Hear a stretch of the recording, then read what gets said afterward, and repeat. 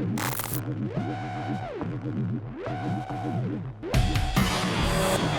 to the Electric Theatre.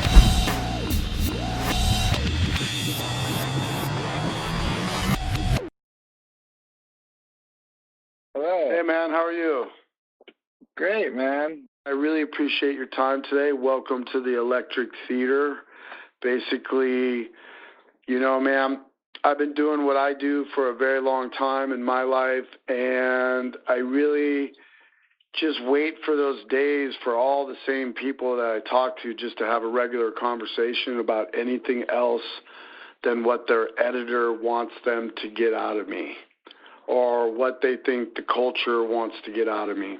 So I wanted to make this show where basically I connect with humans all over for whatever reason, just to talk about interesting stuff, hopefully.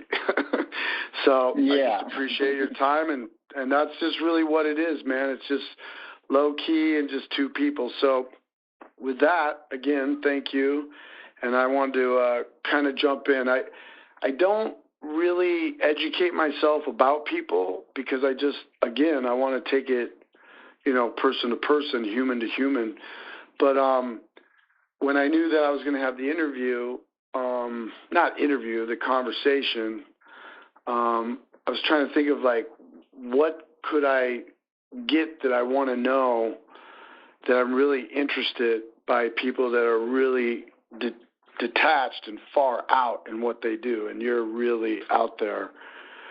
So this might be something maybe you like to talk about, maybe not, you let me know. But I want to talk about this thing that most people are probably scared of, which sometimes is the big fish, the big animal, the shark in the water. But I'm more interested in this idea of you knowing that this is a possibility, but still desiring your dream, what you do, but knowing that that's there. So I guess with that, does this happen? Have you been involved in anything like this with one of those creatures? Yeah. If you surf long enough, you're gonna see sharks. And me personally, I'm actually like a huge fan of sharks. I'm like full on like save the sharks. Like I love them so much because it's like, I don't know, they're so cool. Like I actually went spearfishing yesterday and saw like a little one. He like hung out, came in kind of close because we had some fish, and it's like this crazy fear that everyone who's not near the ocean has. But when you're near it, the fear is still there, but it changes a lot. Like, because the ocean as a whole, when you're surfing, it's so unpredictable that you're giving up control when you go in there, and I think that's what people are addicted to. And I think the fact you can't see below the surface makes like sharks and stuff scarier.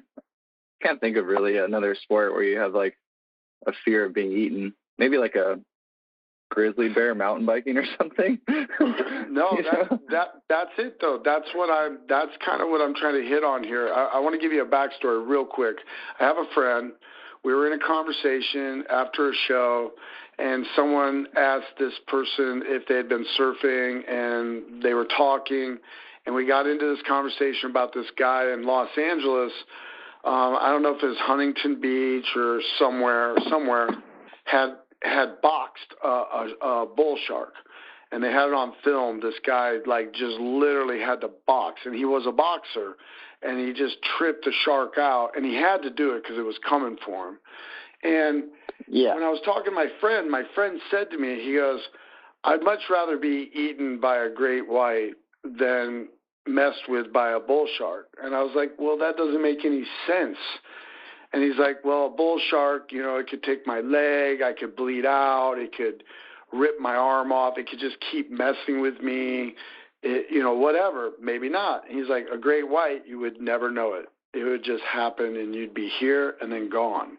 And that's what started getting my mind was, well, if you're aware that you could be here and then gone, and you have your own child, you have a son, you're married, and you know you could be gone. What is that? What is that built in us as humans that can have that ability? And I guess that's where I'm going with deeper with you. And you kind of said some cool stuff with, you know, I didn't know we'd get to it so quick, but you're like, you know, you're giving up control. And that's a real problem being a human, you know, giving into the, you know, realizing you have no control. Yeah, exactly. And like, so a lot of what I do is I surf like big waves, you know, like you chase these storms around the world. And it's a very similar mindset where it's like when you go out there, it doesn't matter how prepared. It's just like, you know, if a shark wants to take you, like it doesn't matter how prepared you are, how well you know the ocean, you know, there's always a chance of something completely out of nowhere taking you out. And, you know, like I know people who have drowned surfing. I know people have been bit by sharks, but only small ones in Florida. Nothing crazy. I mean, I guess I grew up surfing with Bethany Hamilton, who I'm sure everyone knows about. You know, the girl who still rips surfing with one arm after she got the other bitten off by a tiger shark a long time ago. But yeah, it's like, you just you're giving up control anyway when you step into the ocean. That's just like one aspect of it. And it does, though, like the whole process of it has been changing for me because I'm still pretty young, but like relatively not that young as, you know, as someone who surfs for a living. I'm turning 30 next year. Yeah. But yeah, well, it's young in the relative to, I mean, old and like who pro surfers are nowadays. Most kids are younger than me. But it's changed where I still don't have, you know, I have a serious girlfriend now and Nora and stuff like that kind of plays into my head, I guess. And, you know, in big waves and just scary situations in the ocean. But I don't have that like a family yet, which I see some of the big wave surfers do. And it becomes like a whole nother, like it's in their head and you can see it. And a lot of guys, especially in big wave surfing, kind of phase out when they get that family and they like feel the responsibility and they feel like, just like it's almost selfish in a way to pursue this thing that can potentially kill you. But at the same time, I heard another one of my friends who's been surfing big waves for a very, very long time kind of explain it as like, yeah, but if you stop doing it, then what? You know, like you're not actually you anymore and you're not actually connecting with the people around you in the way that you would. And you're not being yourself. So it's like you die a little if you quit anyway. Well, I think might... anything in life is true to that,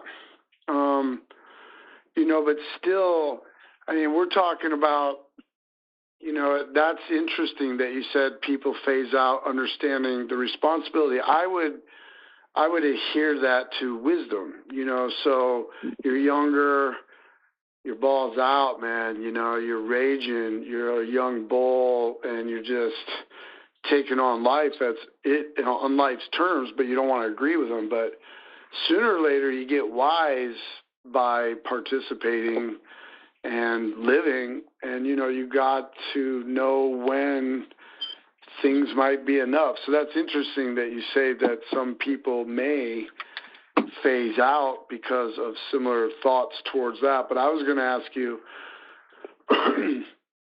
pardon me, with all these people that go in knowing about giving up their control, do you see a lot that are just oblivious to the responsibility of just drowning? You know, you don't hear about that a lot. I don't know the last time I actually read that or thought about that or heard that. It's been forever since you would hear like surfer drowns.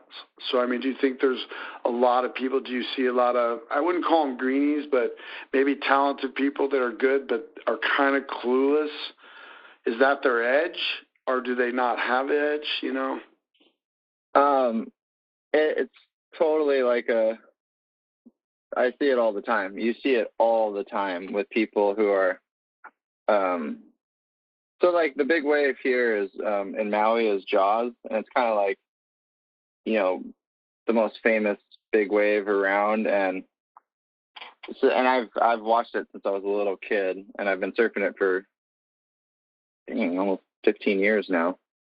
Since I was like 16 years old, and you see tons of people like who come in hot, and they don't think about it, and there's a certain bliss to that ignorance, like there isn't anything, where, you know, because you don't know how bad it can be, you end up skating above, you know, above like tragedy happening, because you're not considering it.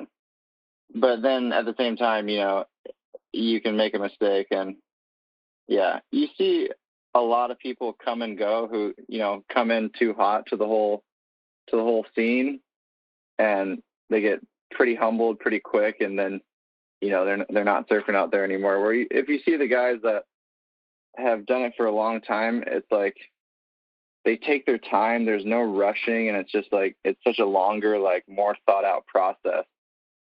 And that's kind of like, yeah, that's like how you surf with wisdom, I guess.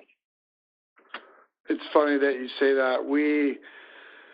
Some of us in Slipknot, I use that exact term that you said, and I use it for the exact same thing. I've never, I mean, I know it's a standard thing, but I've never really heard anyone say it. But me and some of the guys will be like, coming in hot, you know, which is like people that are clueless coming in hot. And it's just like, hopefully they're not going to get their asses handed to them, where it's a physical attribute kind of thing happening, where, you know, you got to feel for them. You know, just the other day, I'm a houseboater and a boater and fisher, all that stuff. And we're out at the lake, and this tow truck was just taking a left turn in the parking lot, and a motorcycle was going to yield to the left. And I don't know what happened, but it was like a 1 mile an hour crash. But the bike was destroyed. The guy broke his arm. He got up, then he went down. And it's just all this, you know, coming in hot. You know, it's like it's 4th of July weekend. You know, who knows what's been going on. You know, it's just like everyone relax, like can't approach. This is supposed to be kind of a chill zone, but everybody ramps up to get the most chill, and it just works against itself, you know. I hate to see and you like can, that.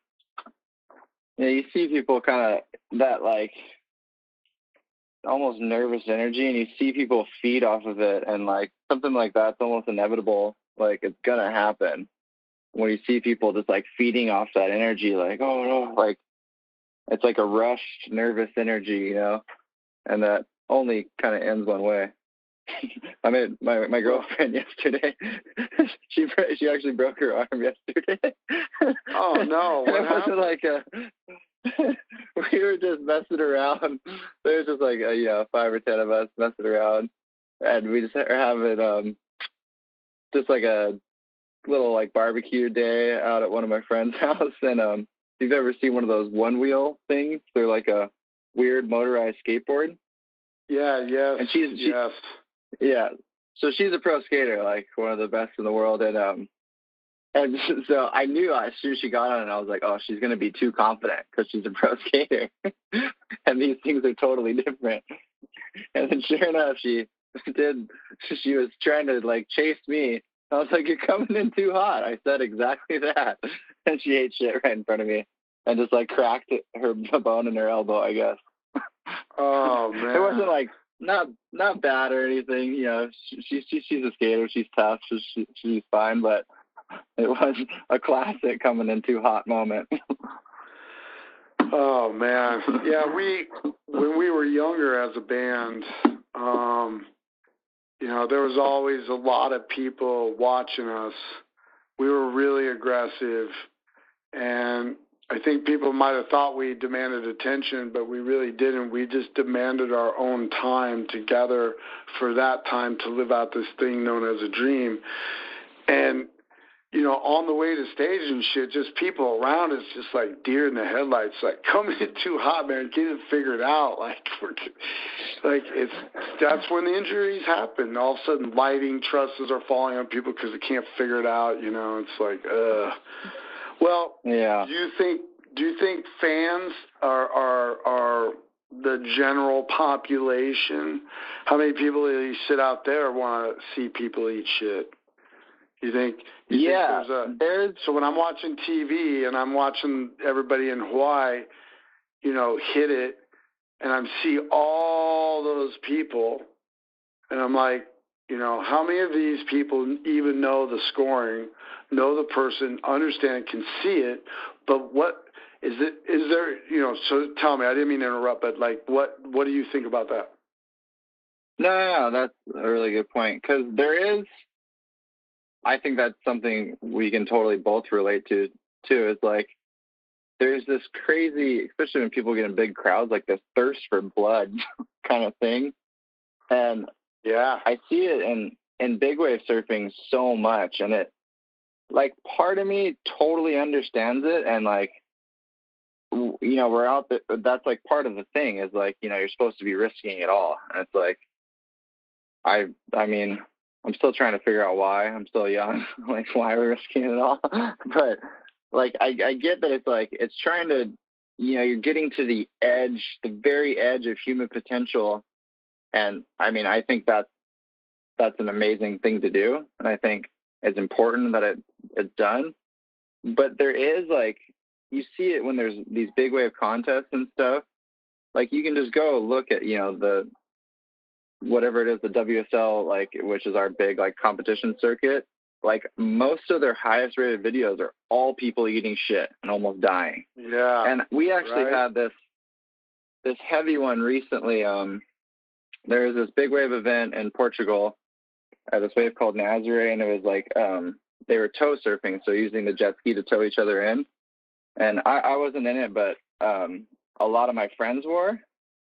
And on the live webcast, one of my friends, who, you know, we all travel and surf these big waves together, and he's come to Maui a bunch, but he fell on this wave, and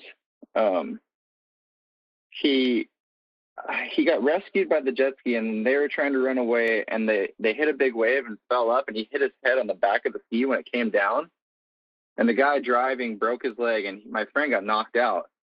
And so he was in these like huge waves, and he was unconscious, and the whole thing is filmed live. And it was like, I logged on and watched right at the end of it, and they, like, for 6 minutes he was unconscious, and they were trying to get to him. And it was the craziest thing ever, because I was just like, you're watching your friend die on live television. And it was fucking so hard. And then they got him up on the beach, and then it kind of stopped. Like, the webcast kind of stopped, and like, no one knew what to do. And none of us who were watching knew if he made it or not. Like, we thought he might be dead. And it was like super crazy. And it's just like, I don't know. But the worst part about it to me was like that night, like, before, I had to get information from my friends that were there on what exactly happened. But before they let out exactly what happened, they put out this like show reel of the whole accident and like put it up on their Instagram, and it went like viral, like immediately, like, obviously, like, surfer almost dies. And it was so crazy that, like, to see that as a lot of people's first thoughts, like, oh, this is going to go viral, let's put it up, and like barely had information on how our friend was doing. And I was fucking livid about that. Like, that was like the worst. And everyone realized that the way they did it was kind of wrong after, but it was fucking hard to see, man. Yeah, that's tragic. Yeah, and it's just first like, of all, is he okay? Is he okay? Yeah, so he's doing great now. He spent some time in the hospital, and he actually got out of the hospital like right as this whole pandemic hit. So he's been having a weird year, but I've talked to him quite a bit, and he's doing all right. He was out for a while though, and it was really heavy, but he's doing all right now. Man, that is, well, what happened there isn't unlike all of us traveling effortlessly on a freeway. Everything's going great. Then traffic slows down. Then traffic comes to a stop. Then finally you inch by a tragic wreck or a flat tire. And then traffic picks up, and then you're gone. And you're like, we all stopped to just see someone changing a tire or a very small fender bender. And we're just animals, you know. I mean, I know we all heard this from our parents, and we hear it all the time. It's so cliche that we're animals, we got to see it. But if we know that, why can't we fix it? You know what I mean? Like, what really bothers me about what you said was that they know what they did was wrong. How could they have not known what they were doing was going to be something? I mean, that gentleman's got family, or he knows people. I mean, that's very sensitive stuff. I understand it's TV, you know, maybe they're just caught. I know the camera guy's like, I'm not stopping for nothing. I know that. Yeah. Those guys get hired for that. They're not stopping. They got to have the footage. They got to have it. Everyone will stop, but this guy, he won't stop until they make him stop. That's kind of how we operate, which is frightening. I'm glad you're doing better. Yeah. I mean, he's surfing again. He's like one of the strongest freaking people in the world.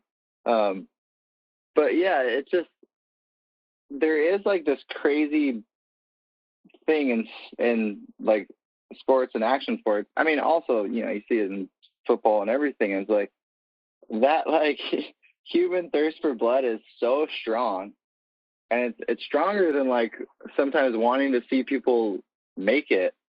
And it's such a weird thing. I think about it all the time, and I don't know how to like make heads or tails of it, but it's there. Like, you know, it's there. Well, there's too many I guess people. you just gotta. Yeah. There's too many humans. There's too many wolf packs. Yeah. There's just too many. There's just so much. We're coming in hot as the human race. Look at us, you know. We're just we are, aren't we? We're just. That is perfectly said.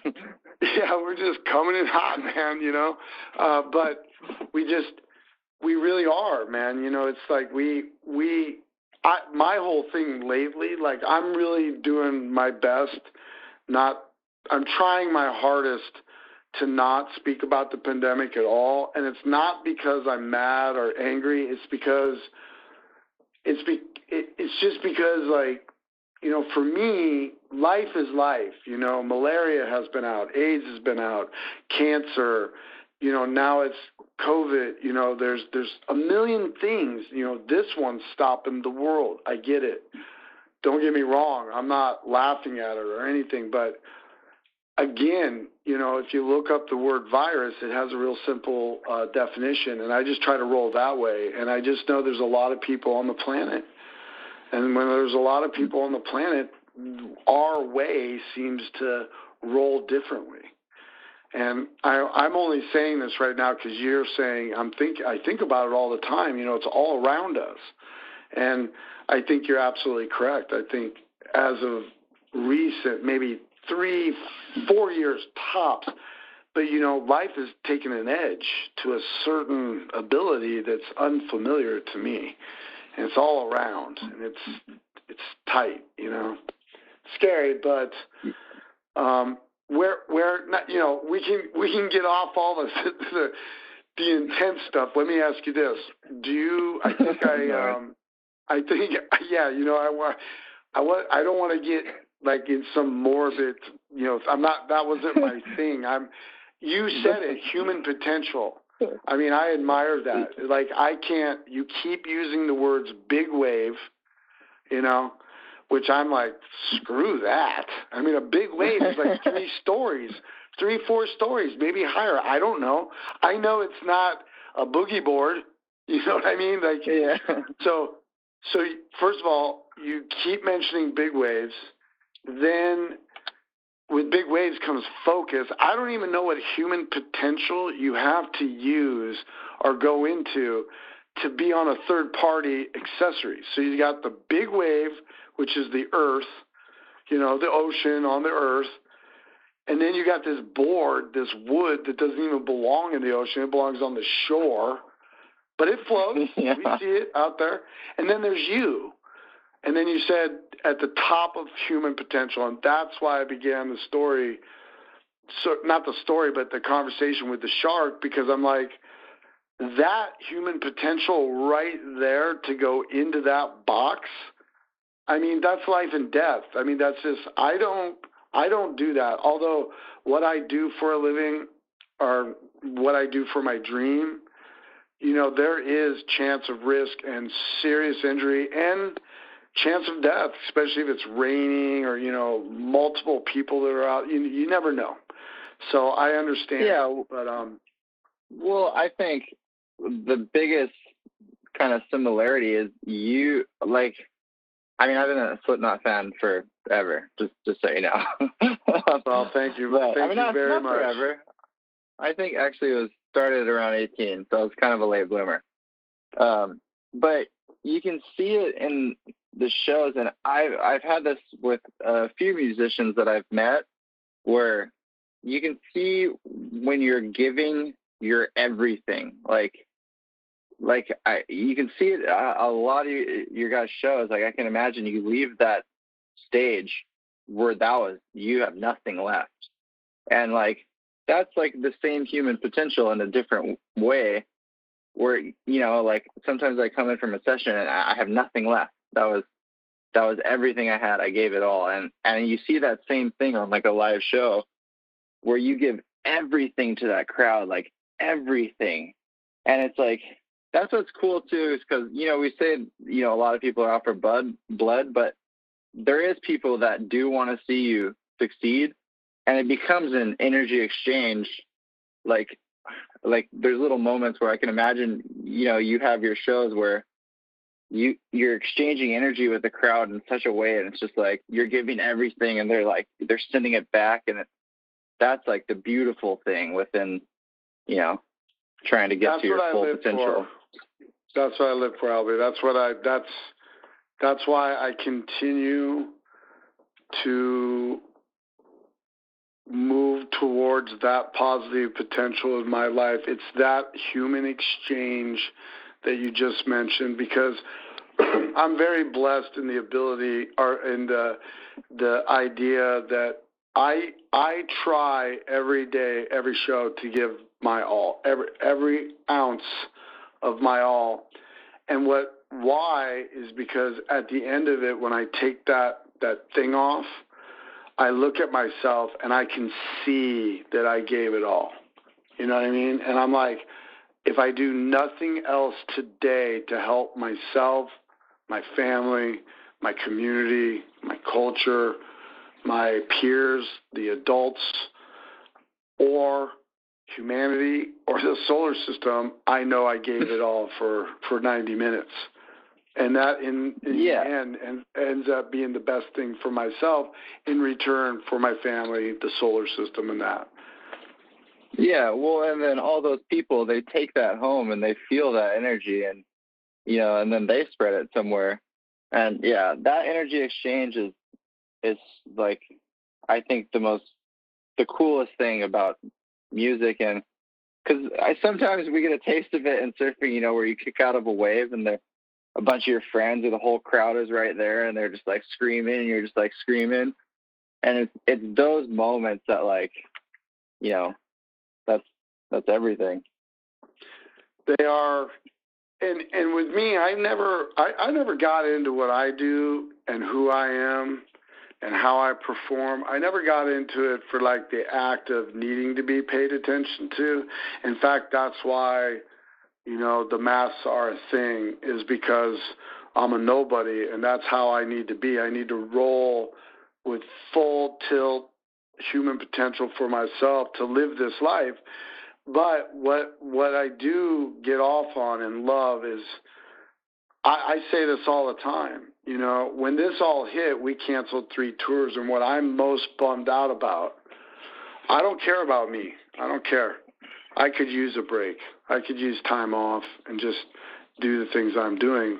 What I care about is that 18-year-old who may be having some cultural issues, maybe home issues, maybe the parents are divorced, getting divorced, maybe there's a death in the family, maybe there's an addiction, so on and so forth. Slipknot's coming through. They need the vibration of music. We roll through. We give them 90 minutes. I see it. They give me 100% human potential. It's called trust and their soul. You can see the fear, the pain, the love is all coming out, and I can feel the necessity being given, needed for them to leave and continue what they do. And I need that from them in order to do what I do. So that's that exchange. It is priceless as far as human emotion goes. And I don't need it for like, you know what I'm saying, man. I don't need it for like, I need it to live. I need to feel human. Yeah. And when I can get it with someone else, then it's like, that's the control I need to let go, because I'm like, we're one. You and I, we're the same thing. So it is. Yeah. Yeah, I wanted to ask you about that. So you guys had to cancel 3 tours. Like, are you starting to feel it now? Like really miss it? Because I'm, the couple of friends I have who are musicians, they all kind of say the same thing. Like, oh, like, break is actually pretty nice, But at the same time, like, you're gonna start really missing it soon? Well, that's sort of when you live your dream. I mean, I would be a liar if I said, I would never miss it, because it's what I love and it's what I do and it's what I was born to do. But of course, time is good. But I guess where I would go is earlier, right in the beginning, you were saying you were spearfishing. And I thought, man, I'm in Des Moines, Iowa, doing my thing. You're probably in Hawaii still. I don't know where you're at. You'll tell me, but you're out spearfishing. I mean, you tell me if you're missing the human potential, because that's a whole other thing. I mean, as you get older, you'll start looking back on the effortless stuff, the stuff that's zero, and that ends up being the tale of life, I think. Don't get me wrong. We all chase monetary aspects. Some chase spiritual, all of it, family. We do all these things, because we're locked in the system. But I think towards the end, I think the priceless things are going to be maybe when you were sitting on your board just waiting for the wave, away from everyone, feet in the water, sun on your shoulders, the wind, smell of the salt. Maybe a porpoise goes by. I don't know. But you have that moment. You're like, whoa. This is life. Look at this. I'm on driftwood in the ocean, could be eaten, and people want blood. So I don't know. I will miss it, of course, because I love our culture. I love our people, and I'm one of them with them, But like, I've been gardening, man. I just sent a picture of 2 squash that I grew for the last 4 months. We picked them today, and we're going to eat them tonight. I sent them to my manager. It freaks him out, because he loves it, but at the same time, he's like, uh-oh. Maybe, like, what? What are you doing? I'm like, yeah, I'm thinking about buying some land, do a 1.5 acre garden where I'll grow lettuce and all the things the farmer's market needs. And no. We got an Asian tour coming up, and we're going to go back to South America, and we're going to go to Australia. So I need it the time right now, man, and I don't miss it yet. And when I heard you say spearfishing, I was like, man, it'd be awesome to be with you doing this where you're at and spearfishing. To you, it might seem like everyday business, but to me, it sounds interesting. And if you were here, you might want to walk through my garden. So I'm trying not to get freaked out about it. I'm trying not to get freaked out about it. I'm just trying to roll and be knowledgeable, be safe, not question the scientists of the world who are trying their best to say, this is what we need to do as the human race. I mean, we need to think we're so fucking smart and, abide by some simple facts. Just go look up the word virus and figure it out. I mean, it's simple. It will win, relax. So I'm good right now, but I will miss my people. I will miss that community social aspect that I have in my life. I can survive in my garden for the rest of my life, but I do choose to be with like-minded humans who need to give each other that thing we're talking about. So maybe I do miss it in a way. Yeah. Well, that's exactly too, because that's so funny you mentioned the garden, because as soon as everything kind of hit, I took my girlfriend Nora. We were in California at the time, and like Southern California and Encinitas, it's still a town, not a city, but it's just California. There's just so many people. Like, and where I grew up here in Maui. That's where we are now. There's 100,000 people spread out over a pretty big island. And so there's just so much space. And I was like, as soon as it started hitting, I was like, we should get to Maui, because that's where we need to be. Like, if this gets way worse than they're saying, if it's just as bad, whatever happens, I'd feel comfortable there, because and that was the first thing we did. Was we came home, me and my dad and Nora and my mom, we just like went out and plowed a big section of our yard. We have like a really beautiful little half acre that's, kind of in the jungle, and planted, a row of corn. We planted a bunch of squash too, cucumbers, and the whole thing. Awesome. Because we're like, because we were scared, because, when there's like a tsunami scare or something here, the supply chain sometimes gets interrupted. So we were worried about that. So we were like, we already had some stuff going, sweet potatoes and all that stuff. So we planted a bunch of new stuff, and that's been a huge thing. Is like, it's so fulfilling to me to be able to go catch a fish and to go pick a bunch of shit from the garden and make a meal, and just be like, wow, like this is all humans really need right here.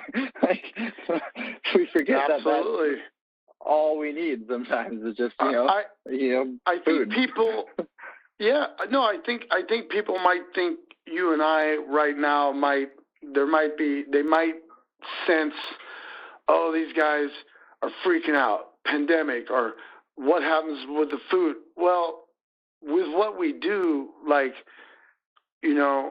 things are smart, but I'm here to say I guarantee you get a peace of mind by working out there, and you get even more peace of mind by putting the fish and the vegetable together with a family and make a meal and sit down and actually acknowledge that you put it together with love.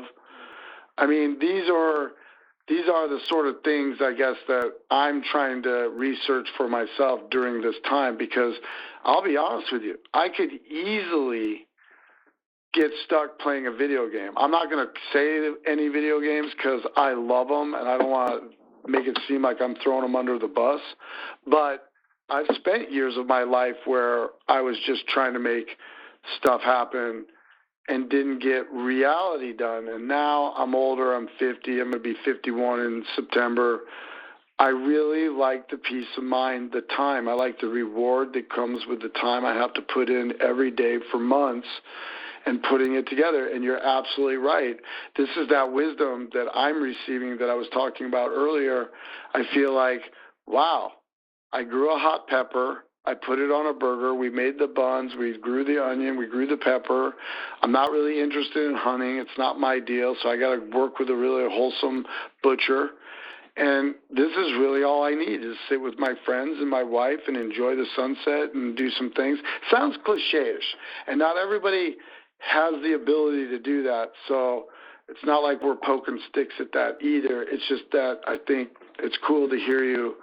It's like I feel like we're all doing that in some way.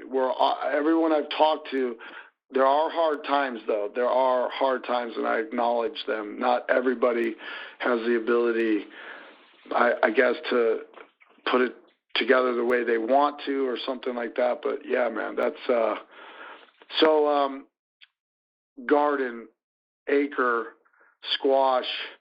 You guys, your girlfriend's there in Hawaii. You guys are there now? Yeah. We so I split my time between here and California. This is where I grew up and was born and stuff, and I have like a little studio at my parents' house here when I come home.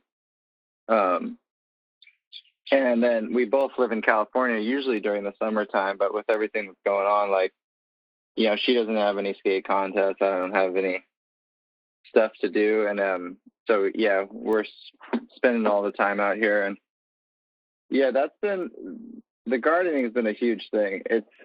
And, you know, I know, yeah, like you said, some people listening would love to do a garden, but just aren't capable, you know, because of where they live and stuff like that. But it does, yeah, I don't know, there's something so fulfilling about like that basic need. Yeah.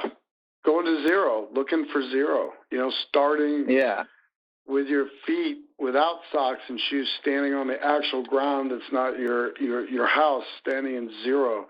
I mean, I've been yelling at my wife, don't pick that squash. I want to see how big I get it. I come out there. She's like, screw you. She's got two of them in her hands.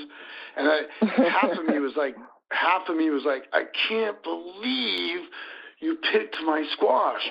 But then the other half of me was like, man, I can't wait until she cooks those, because my wife is my favorite cook in the world. Everything's just cooked with this major love, and she's like an old lady without trying or something, you know. It's just like, okay, I hope it tastes good. And so the other half was like, I'm so glad she just picked it, because I'm going to eat squash tonight. It's so easier than going, hey, let's go get sushi, or you want to go to this restaurant? No, I'm having such a good time just trying to focus on the simple things, because we are kind of being asked as the human race to simplify it, bring it down. You know, we're coming in hot again, right? But and do this. So it's really cool to hear you say, I mean, honestly, I've talked to quite a few people. I do a few conversations a week if I'm lucky, you know, if time allows, whatever, and everyone's trying. People are fixing up cars. Friends are, you know, the good news is I do believe, whether people believe it or not, they are getting good family time. I mean, can you imagine how many babies are going to be born because of the pandemic? I mean, I know, we were talking about that. Yeah, there's going to be a lot of babies, and unfortunately a lot of divorce. But see, you know, time together, we all know, you know, we should spend time together long before we make a commitment. So, you know, I mean, in some sense, if you can't be together, you can't be together. It's better to know that before you have children or something, you know. But yeah, I think everyone I've talked to is getting family time, or trying, making themselves believe they are, which would mean they still are, whether they're enjoying it or not, or wanting to get back to this system we're all in. I don't know, but it seems like everybody's trying to do everything, which is really good to hear. You know, I stay away from the news, man. Everyone's talking over everyone. Everybody's right because everybody's wrong. And everyone wants to put one little spin on an actual fact, and it's like, wait a minute, you know, can't we just, it's not like I want to be cliche and say, can we get along? But I want to be like, you know, just listen to this guy talk about it. A virus is a virus. It's simple, you know. He's got something to say, so listen and do it. But people are really, the world's in a crazy place, man. It really is. I'm 50 years old. I've never been asked to stay home in my state, my city, my suburb. I'm 50. It's never happened. So that is serious business, and it is frightening. But I'll be honest with you, man. I go out and fight squash bugs all day, and I find that to be like Star Wars. I find that to be Star Wars. You know what I'm saying? I'm like, who needs the news? Who needs anything? Yeah. I'm staying home like I've been asked. I'm not going to go out, get infected, or infect anyone. I'm gonna abide, and I'm going to blow my mind away with what the hell is a squash bug? Yeah, exactly. Well, I think the silver lining of this, we hope, I guess, is that, a lot of people were confronted by a lot of just basic things they probably, when you have your everyday life going on, you tend to ignore, whether it is like how well you get along with your family, or really like, do I need this toy or this thing, or, whatever, or is it just something I want and can totally live without? And that's been, I think, if something good does happen to that, I think a lot of people are going to identify wants and needs a lot better. And yeah, and it is a crazy time, because my mom actually is a ER nurse and has been for 30 years, but she just actually recently retired, not because of the pandemic. She's always been planning to, but it was definitely nerve-wracking for me when she was still there, when everything was happening, and to see people disagree with experts, it's like, I think that's kind of a byproduct of everyone having too much information at their fingertips with their phones and the internet and everything. Is like, this guy wrote a book about it. It's called The Death of Experts, where everyone bites off a little piece of knowledge and considers themselves an expert on it. And, with my mom working in the hospital and stuff, I was really worried about those people, who think they know everything. I'm like, no, like my mom's there, like, please be responsible. Like, she's right there, like, she's front line, like, and there's a lot of her friends and all these people we know, like, just even if there's, a chance, it'll help. Do it. That can be really scary, being on the front line. Hold on 1 second, Albie. I'm sorry. Hold on 1 second. It's going to be No. Okay. I just unplugged the fan. That's fine. That's fine. Yep. That's it? Yep. You open the front porch? Yeah. Sorry about that. No worries. It's going to downpour. My wife just got home. It's going to downpour here. Like, I have fans on my garden, and I think the whole neighborhood thinks I'm completely out of my mind. But I did not go on the internet to look at what to do, but I thought, you know what? I like fans. My plants like fans. They like air. There's a lot of fucking bugs everywhere, and I bet you these fans keep some bugs away, and that helps the sunflower I'm growing for my daughter and the tomatoes I'm growing for my mom and this sort of thing. So that's what the wife was like. It's going to downpour. You got electric fans outside. What the hell are you doing? That's epic. We're lucky. We got wind here.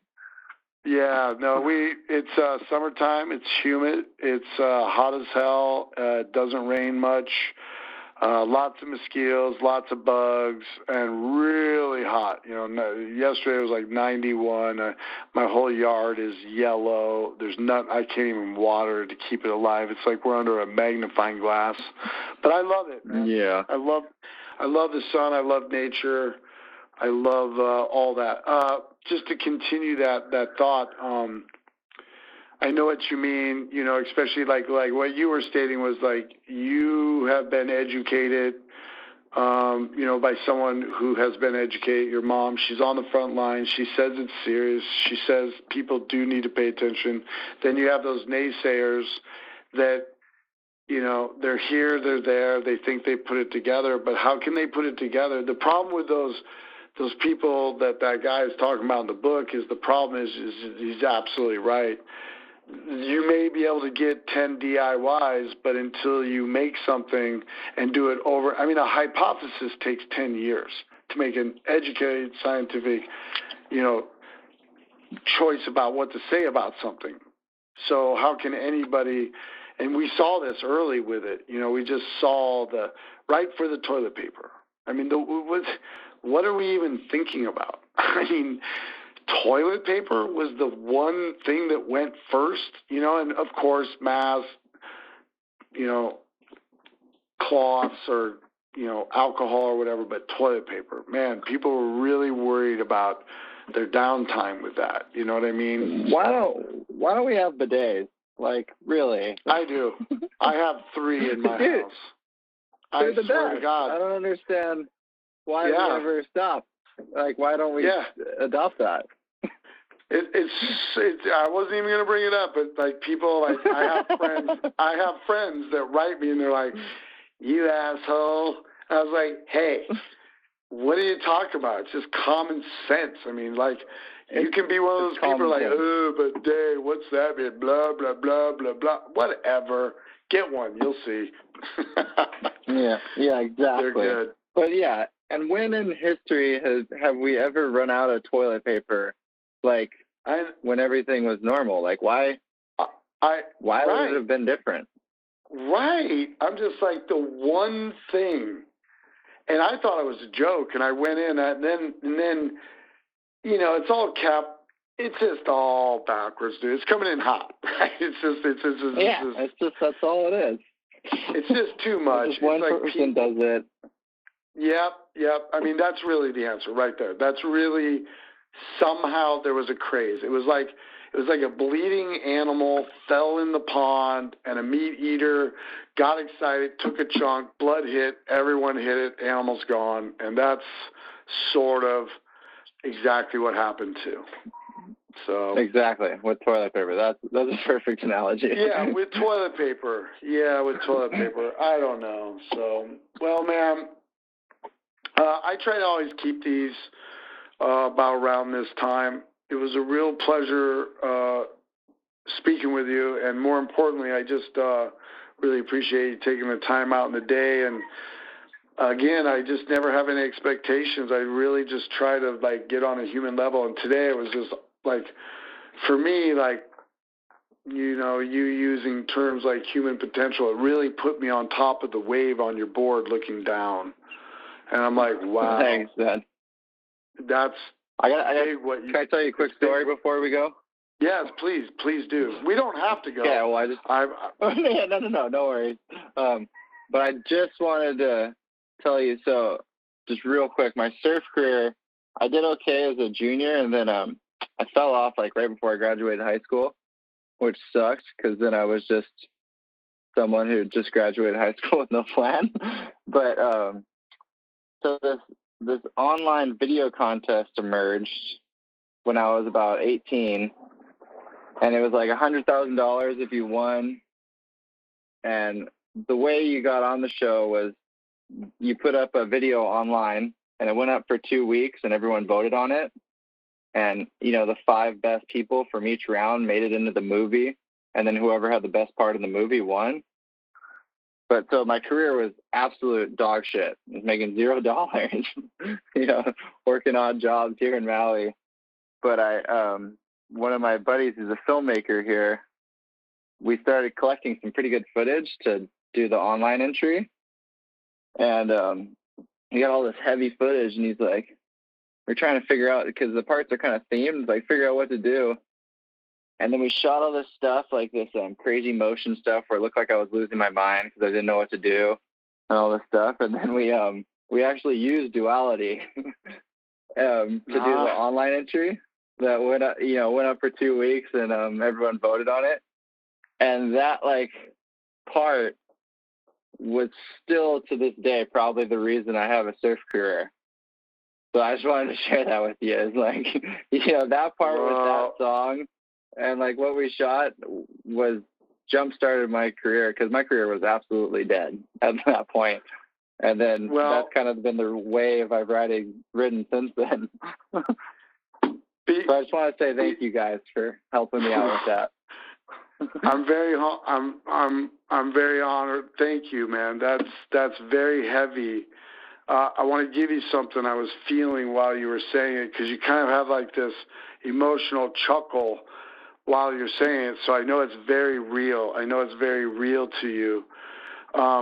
The song, Duality, you know, the first time I dealt with a word like that before it was a song is when we went to Japan for the first time, and I read about duality sort of like in the Buddhist Bible that was in the hotel room next to the New Testament.